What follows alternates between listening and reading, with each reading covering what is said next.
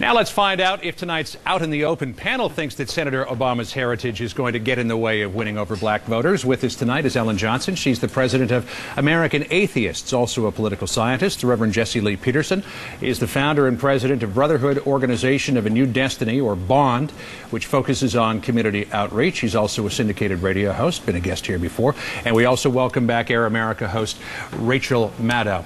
First of all, before we get into this idea of is Barack Obama black enough to win over the African-American vote, take a look at the way that Saturday Night Live treated it this past weekend.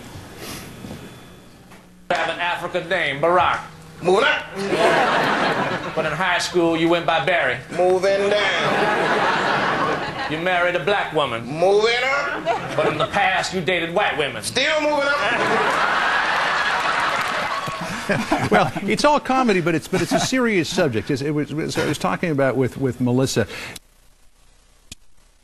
Have the depth of experience, the depth of African-American experience to really have the trust of African-American voters? Let me say, the whole idea of him being black enough is racist within itself. You know, we are Americans, and this issue of the focus on race should be outdated. When they say, if he's black, is he black enough? And our shopkeepers say he's not one of us. What they're saying is that he doesn't hate white folks. He's not blaming white Americans for his problem. He's not an angry black activist. He's not an angry black person blaming white Americans for their problems, telling black folks that you need more governmental program, entitlement programs. And so when you're not that type of a black person, you're rejected by the black community, and that's what's happening here. Rachel, do you have any doubt that he African-American issues and would act on them if he became president? It's interesting. The reason that we know he's black enough in terms he's talking about what he thinks about the war. You know, nobody's talking even about what he thinks about issues that are traditionally of concern to the African-American community. All we're doing is talking about his race. And so clearly his race is enough to be a major factor in his candidacy, if that's how we define enough. Barack Obama is going to be of interest because of his race to everybody in the country, because minority candidates are very rare at the presidential level. The question of whether or not I think he's going to grab the black vote and the progressive vote more broadly is whether or not he's going to take real policy positions on those real issues and fight for those issues, regardless of what his biography is. You know, when you look at the two front runners in this race, Hillary Clinton and Barack Obama, Hillary in some polls is leading 3-1 in terms of African Americans who would vote for her. Here's what a CBS News poll found recently in terms of support. 52% of African Americans polled said they would vote for Hillary Clinton. 28% would vote for Barack Obama. Ellen, what's that all about? That's amazing, because I think that people are so ready for a change right now, and they want a fresh face, whether it's a white, whether it's a woman or it's a black man. I think they're ready for. I think that they would definitely vote for Barack Obama for president, or Hillary Rodham Clinton for president. I think it's about time, and I think that we'll see that. Reverend Peterson, go ahead. The only reason that they're supporting Hillary Clinton. Let me just say one more thing, and being black, and it's not a racist issue. I think that black people are going to be to focus on the black color is a racist issue. It's a wonderful thing for black people to see a black person running for office. No, how about just being an American? I want to vote for the man, even though I don't agree with Barack Obama's politics, but I want to vote for a man who agrees with my values and my politics. It doesn't matter what color that person is. Let me ask you this question. This lack of support for Obama in the African-American community, is any of that rooted in the idea that Hillary Clinton has had that locked up through herself and her relationship with Bill Clinton for a number of years, and they're finding reasons to not like Barack? If you remember, they call Bill Clinton the first black president. And the reason that they call him the first black president is because Bill Clinton made black folks feel good about being racist toward white Americans. He made them feel good about being wrong. He gave them entitlement programs. And so black folks, not all of course, but most of them love politics who caters to them rather than correcting them. And so Hillary is kind of riding on the heels of Bill Clinton. We're going to have to leave this topic for now, but we've got a lot more to talk about over the course of the hour, so all of you stay right there, please. Welcome back. We're talking about discrimination against atheists and how the fear of becoming outcasts keeps many atheists underground. Let's turn to our Out in the Open panel again. Atheist Ellen Johnson is here with us, the Reverend Jesse Lee Peterson, and radio talk show host Rachel Maddow. So let me turn to you first of all, Ellen. Do atheists bring this on themselves by going to the Supreme Court with campaigns like trying to take the words "under God"?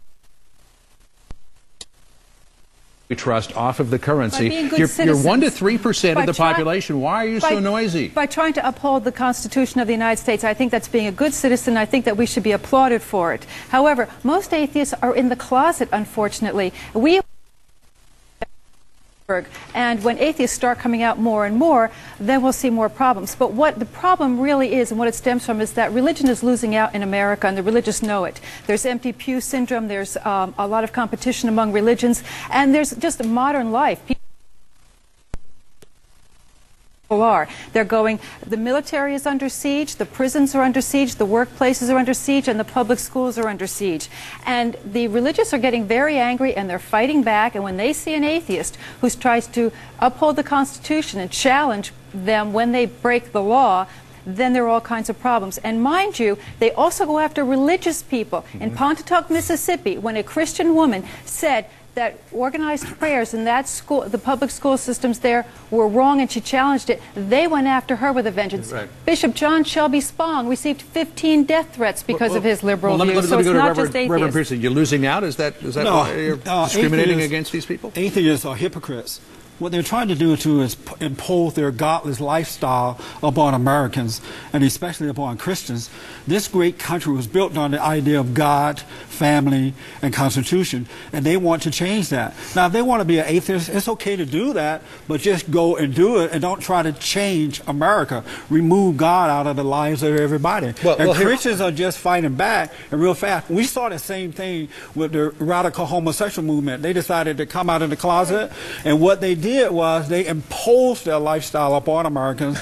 Now they have redefined the family. She was with you for a second, and now you've lost it. Hey, let me just read an email that we got here. This is obviously from an atheist who talks about this idea of who has rights to do what. He writes, quote, "You ask atheists not to impose on your rights to have prayer in school and to have God in the Pledge of Allegiance. Atheists ask you not to impose on their rights to have prayer taken out of school and to have God taken out of the Pledge of Allegiance. On what basis do you assume that your rights should be taken as precedence over an atheist?" Well, obviously, Christians are in the overwhelming majority when it comes to Christians versus atheists, but does the Constitution, Rachel, not only give you freedom of religion, but freedom from religion? The Constitution gives you freedom from religion. It creates a government that is explicitly non-religious. So it should be equal rights, yes? You can say that America is a Christian nation in the sense that America is a Christian majority nation. You're right, but we have a secular government. And the way we protect religion in this country, and the way we have become such a religious country, is by protecting religion, by keeping it utterly separate from the public sphere